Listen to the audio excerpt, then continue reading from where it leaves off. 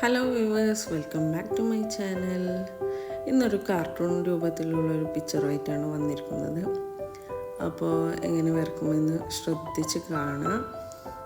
അപ്പോൾ ആദ്യം ഫേസ് ഞാനൊരു ഓവൽ ഷേപ്പാണ് ഫേസിന് കൊടുക്കുന്നത്. ശേഷം 2 ഇയേഴ്സ് വരച്ചു. ശേഷം ഒരു ഫ്ലഫി മോഡലായിട്ടാണ് ഹെയർ സെറ്റ് ചെയ്യുന്നത്, ഇതിലേക്ക് വരക്കുന്നത്. അപ്പോൾ അതിൻ്റെ ഔട്ട്ലൈന് വരക്കുന്നുണ്ട്. ഇപ്പം നിങ്ങളൊരു പിക്ചർ നോക്കിയിട്ടാണ് വരക്കുന്നുണ്ടെങ്കിൽ ആദ്യം എന്താ വേണ്ടതെന്ന് വെച്ചാൽ ആ പിക്ചറിന് ഒരു 5 മിനിറ്റ്, മാക്സിമം ഒരു 10 മിനിറ്റ്, ഒരു 5 മിനിറ്റോ ആ പിക്ചറിനെ നിങ്ങൾ ഒബ്സർവ് ചെയ്ത് അതിൻ്റെ ഓരോ ഭാഗങ്ങൾ ഡീറ്റെയിലിംഗ് ആയിട്ട് നിങ്ങൾ പരിശോധിക്കാം. അതിൻ്റെ ഓരോ ലൈൻസ്, ഷെയ്ഡിങ്, കാര്യങ്ങൾ എല്ലാം ഡീറ്റെയിൽ ആയിട്ട് ശ്രദ്ധിച്ചതിന് ശേഷം മാത്രം വരക്കാൻ നോക്കുക. കാരണം അതിൻ്റെ ഒരു ഷെയ്ഡായാലും പിന്നെ ലൈൻസ് ആയാലും അത് ആ പിക്ചറിന് മനോഹരമാക്കാൻ അത്ര ഇമ്പോർട്ടൻ്റ് ആയിരിക്കും. അപ്പോൾ അത് നോക്കിയതിന് ശേഷം മാത്രം ഞാൻ വരക്കാൻ നോക്കാം. ഞാനും ഇതൊരു പിക്ചർ നോക്കിയിട്ട് വരക്കുന്നതാണ്, പിൻട്രസ്റ്റിൽ നിന്ന് എടുത്തതാണ്. അപ്പോൾ ഏകദേശം ഞാൻ അതൊരു 10 മിനിറ്റോളം അതിൻ്റെ ഹെയറിന് ഒരുപാട് ലൈൻസ് വരുന്നുണ്ട്. പിന്നെ ഹെയർ എപ്പോഴും വരക്കുമ്പോൾ ഒരേ പൊസിഷനിലാക്കാതെ ഒരു കാറ്റിൽ മുടി അങ്ങനെ പറക്കും, അങ്ങനത്തെ രൂപത്തിൽ വരക്കാൻ നോക്കാം. അപ്പോൾ ഹെയർ വരച്ചതിന് ശേഷം നെക്ക് വരക്കാം. നെക്ക് വരച്ചത് ഡ്രസ്സ് വരക്കുമ്പോൾ എപ്പോഴും പിന്നിൽ നിന്ന് മുമ്പിലേക്ക് വരുന്ന ഒരു സർക്കിൾ പോലെ ഡ്രസ്സിൻ്റെ കോളർ ചെയ്യുന്നുണ്ടെങ്കിൽ എപ്പോഴും അങ്ങനെ കൊടുക്കുക. അത് ഏത് ഡ്രസ് മോഡലായാലും പിന്നിൽ നിന്ന് വരുന്ന റൗണ്ടിൽ ഡ്രസ്സ് കൊടുക്കാം. ഞാനിവിടെ ഒരു ഫണ്ണി ആയിട്ടുള്ള, അതായത് ഒരു ഹാപ്പി മൂഡിലുള്ള ഒരു പിക്ചറാണ് വരക്കുന്നത്. അപ്പോൾ ഇതുപോലെ കൈ വരക്കുമ്പോൾ ആദ്യം നിങ്ങൾ ചെയ്യേണ്ടത് നിങ്ങളുടെ കൈ വെച്ചിട്ട് ഇതുപോലെ ചെയ്ത് നോക്കാം. അപ്പോൾ വിരലുകൾ എങ്ങനെയൊക്കെയാണ് മടങ്ങുന്നതെന്നുള്ളത് നിങ്ങൾക്ക് പിക്ചറിനെക്കാട്ടി കൂടുതൽ നിങ്ങളുടെ ഹാൻഡിൽ മനസ്സിലാവും.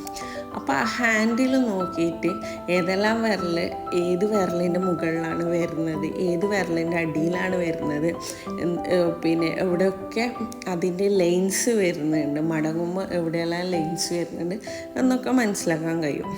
അങ്ങനെ വരക്കുമ്പോൾ ഇത് നോക്കി വരക്കുന്നതിനെക്കാട്ടി സിമ്പിളാണ് ഹാൻഡ് വരക്കാൻ, അവരവരെ ഹാൻഡ് വെച്ചിട്ട് വരക്കാൻ. അപ്പോൾ ഞാനിങ്ങനെ വരച്ചു. അതുപോലെ ഇതിൽ കൈ ഇങ്ങനെ മടക്കിയിട്ടാണ് വരുന്നത്. അപ്പോൾ ശ്രദ്ധിക്കുക, ഡ്രസ്സ് എങ്ങനെയൊക്കെ ചുളിവുകൾ വരും, ആ ചുളിവായിരിക്കും ഞങ്ങൾ കൈയുടെ പൊസിഷൻ എങ്ങനെയാണെന്നുള്ളത് മനസ്സിലാക്കാൻ കഴിയല്. ഒരു ഡ്രോയിങ് എന്ന് പറയുന്നത് അത് പെർഫെക്റ്റ് ആണെങ്കിൽ കൂടുതലും അതിൻ്റെ ഒരു സ്ട്രക്ചർ കംപ്ലീറ്റ് ആ പിക്ചറിൽ വേണം. വെറുതെ ഒരു ഔട്ട്ലൈൻ വരച്ചു കഴിഞ്ഞാൽ അതിൻ്റെ ഒരു സ്ട്രക്ചറായി വരില്ല. അപ്പോൾ ഹാൻഡിൻ്റെ മൂവ്മെൻ്റ് അനുസരിച്ചിട്ട് ആ സ്ട്രക്ചർ നിങ്ങൾ വരച്ച് നോക്കാം. അപ്പോൾ അതുപോലെ കണ്ണ് എപ്പോഴും വരക്കുമ്പോൾ ഒരു വൈറ്റ് ഡോട്ട് കണ്ണിലുണ്ടാകാനും പ്രത്യേകം ശ്രദ്ധിക്കുക. അതുപോലെ സ്മൈലിങ്ങിൻ്റെ സ്റ്റൈല് പോലെ ഇരിക്കും നമ്മളെ ഫേസിൻ്റെ. അതായത് ഞാൻ ഓവൽ ഷേപ്പ് വരച്ചത് എന്ന് വെച്ചാൽ വായ തുറക്കുന്ന രൂപത്തിൽ, വായ തുറക്കുന്ന രൂപത്തിലാണ് ഞാൻ പിക്ചർ വരക്കുക. അതേസമയം സ്മൈലിംഗ് ആകുമ്പോൾ ഓവൽ ഷേപ്പല്ല വരുത്തുക, അപ്പോൾ റൗണ്ട് ഷേപ്പ് വരുത്തുക. അത് നിങ്ങളെ പിക്ചറിനനുസരിച്ചിട്ടും ചുണ്ടിൻ്റെ ആക്ഷൻ അനുസരിച്ചിട്ടാണ് ഷേപ്പ്, അതായത് നാഡി ഷേപ്പിൻ്റെ വ്യത്യാസം വരുത്തുക. ഞാൻ ഏകദേശം വരച്ചതിന് ശേഷം ഒരു ബ്ലാക്ക്, നിങ്ങൾക്ക് നോർമൽ പെന്ന് ഉപയോഗിക്കാം, ഇത് ഞാൻ പെർമനൻ്റ് പെന്നാണ് യൂസ് ചെയ്തിരിക്കുന്നത്. അതിനുശേഷം സാവധാനം ഓരോ ഔട്ട്ലൈനും നോക്കി വരക്കാം. കാരണം കുറച്ച് എപ്പോഴും വരക്കുമ്പോൾ സ്പീഡ് കൂട്ടാണ്ട് വരക്കാം. വീഡിയോയിൽ ചിലപ്പോൾ സ്പീഡായിട്ട് കാണാം, കാരണം നമുക്ക് ഇത്ര മിനിറ്റിൻ്റെ ഉള്ളിൽ ഇത് തീർക്കണം എന്നുള്ളത് കൊണ്ട് നമ്മൾ സ്പീഡ് കൂട്ടുന്നതാണ്. പക്ഷെ സ്ലോലി ആയിരിക്കും ഇത് വരച്ചിട്ടുണ്ടായാലും. ബ്ലാക്ക് എപ്പോഴും ഹൈലൈറ്റ് ആയിട്ട് കൊടുക്കുമ്പോൾ ആ പിക്ചറിനെ കാണാൻ കുറച്ചും കൂടി വൃത്തിയുണ്ടാവും. അപ്പോൾ കുറച്ചും കൂടി നീറ്റായിട്ട് കാണും. അപ്പോൾ ഇതുപോലെ വരക്കാൻ ഞാൻ ഇതിൽ കളേഴ്സ് കൊടുക്കുന്നുണ്ട്. കളേഴ്സ് വേണ്ടെങ്കിൽ നിങ്ങൾക്ക് ഇതുപോലെ വരച്ചിട്ട് മതിയാക്കാൻ പറ്റും.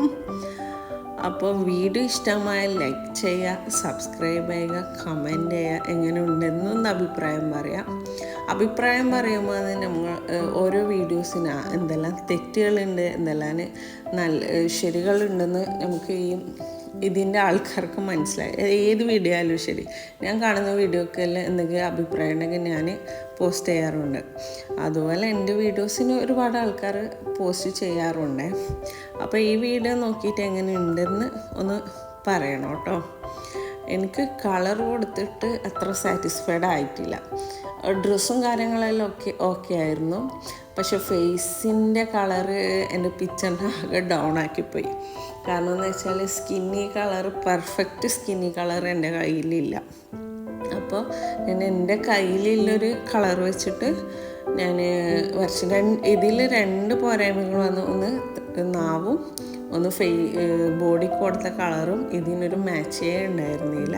അത് നിങ്ങൾക്ക് വീഡിയോ മുഴുവനായിട്ട് കാണുമ്പോൾ മനസ്സിലാവും. അപ്പോൾ വീഡിയോ മുഴുവനായി കാണുക. ഇതുവരെ ലൈക്ക് ചെയ്യാത്തവരുണ്ടെങ്കിൽ ഒന്ന് ലൈക്ക് ചെയ്ത് സപ്പോർട്ട് ചെയ്യുക. കാരണം കൂടുതൽ ആൾക്കാരും ഷോർട്സ് വീഡിയോ കാണുന്ന ആൾക്കാരാണ്. പക്ഷേ ഇതിന് എനിക്ക് ഷോർട്ടാക്കാൻ പറ്റില്ല, കാരണം അത്രയും ടൈം ഞാൻ ഇതിനു വേണ്ടി സ്പെൻഡ് ചെയ്തിട്ടുണ്ട്. അപ്പോൾ വീഡിയോ ഇഷ്ടമായെന്ന് കരുതുന്നു.